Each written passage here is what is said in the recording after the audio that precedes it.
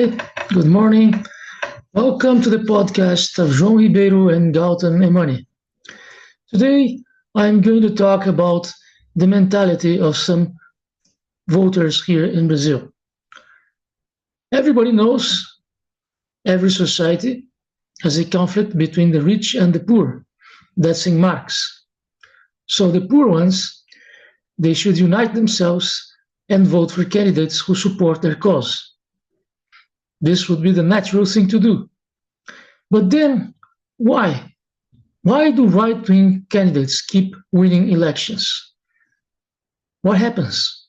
Why don't the poor people vote for those who will help them? Why doesn't this happen? That is because poor people don't make the Marxist reasoning. They have other thoughts in mind. For example, that all candidates lie, that all candidates steal, that all candidates deceive, that they cannot possibly know who is really being sincere there, who is really going to represent them in the government. So these people, they make all the kinds of reasoning. Sometimes it will be the smile of the candidate, or if he has told a funny joke, or if his neighbor is voting for him, or if an artist they like votes for this person, or even a religious leader says he's voting for this or that one. So the decision to vote in so and so or such and such is quite often taken upon other reasonings, the Marxist reasoning that the poor ones should unite among themselves. They don't make this reasoning at all. They're all blind. They feel they have no clue who is going to be the best candidate.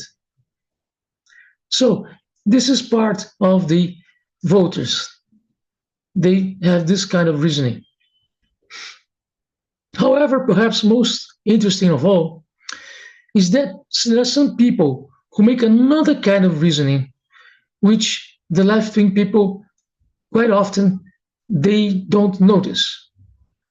For example, in the array of poor people, you have many levels of poverty. So for the middle class person, sometimes there's the middle class and the poor ones. But it doesn't work like that. Because among the poor ones, there are the more poor ones and the less poor ones. And in this array of people, some of them, they will consider a kind of meritocratic reasoning. They will think that they deserve their money because they work, but the other one over there, who is even more poor than him, this person doesn't deserve at all the money he's earning because this person is less capable.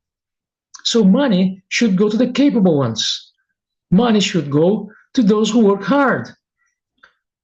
Money should go to those who are creative, those who have courage to open a business or something. So the reasoning is that some people deserve money where others don't deserve money. This is very well spread in Brazilian society. I remember, for example, the other day I was in the bank and there was a poor person outside of the bank begging for some money. I had no change in my pocket and therefore I gave him no money, and then comes to the rescue of my soul the employee of the bank. He comes to me and says, no, you don't need to give this person the money. Why not? Because I have offered him to sweep here the front part of the sidewalk here in front of the bank, and I would give him some money for that, and he didn't. You see? So if this person could not work, this person should not eat. That's the reasoning, meritocratic reasoning. This is much well spread in Brazil because some people, they regard themselves as brave people, entrepreneurs, bold people who try, who are intelligent, who make their own business, who work hard 7 days a week, perhaps, I don't know. So for these people, it is unfair that the poor ones will have the same money they have. So this is also a reasoning much present here in Brazil, this meritocratic reasoning. Some people do not deserve to be well paid. So I don't know if Marx had thought about this reasoning, but it happens a lot here in Brazil.